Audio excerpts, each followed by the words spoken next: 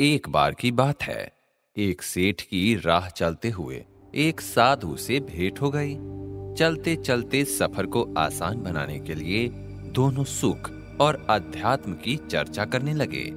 सेठ ने कहा, मेरे पास जीवन में उपयोग के सभी साधन हैं, पर सुख नहीं है।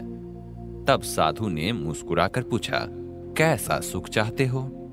सेठ ने कहा, वास्तविक सुख। यदि कोई मुझे वह सुख प्रदान कर दे तो मैं इसकी मुंह मांगी कीमत भी दे सकता हूं। फिर साधु ने पूछा, क्या कीमत दे सकते हो? सेठ ने कहा, मेरे पास बहुत धन है, मैं उसका एक बड़ा हिस्सा इसके बदले दे सकता हूं, लेकिन मुझे वास्तविक सुख चाहिए। साधु ने देखा कि सेठ के हाथ में एक पोटली है, जिसे वह बार बार अपने और नजदीक समेटता जाता था। अचानक साधु ने पोटली पर झपट्टा मारा और उसे लेकर भाग खड़ा हुआ। सेठ के चेहरे की हवाइयां उड़ने लगी। पोटली में कीमती रत्न थे। सेठ चिल्लाता हुआ साधु के पीछे लपका, लेकिन हट्टे कट्टे साधु का मुकाबला वह थुल सेठ कैसे करता? कुछ देर पीछा करने के बाद वह थक कर बैठ गया।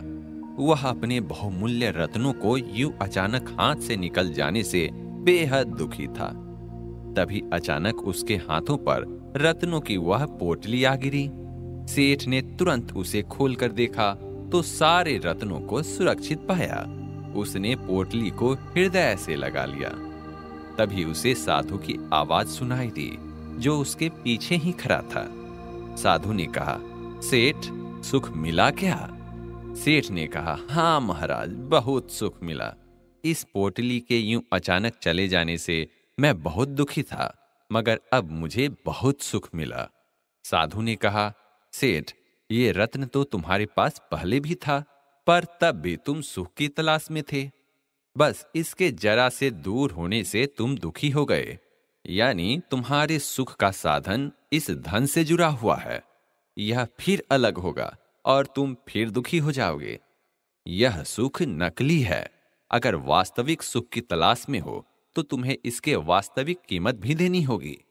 जो यह नकली धन नहीं, बल्कि वह है सेवा और सत्कार। धन्यवाद।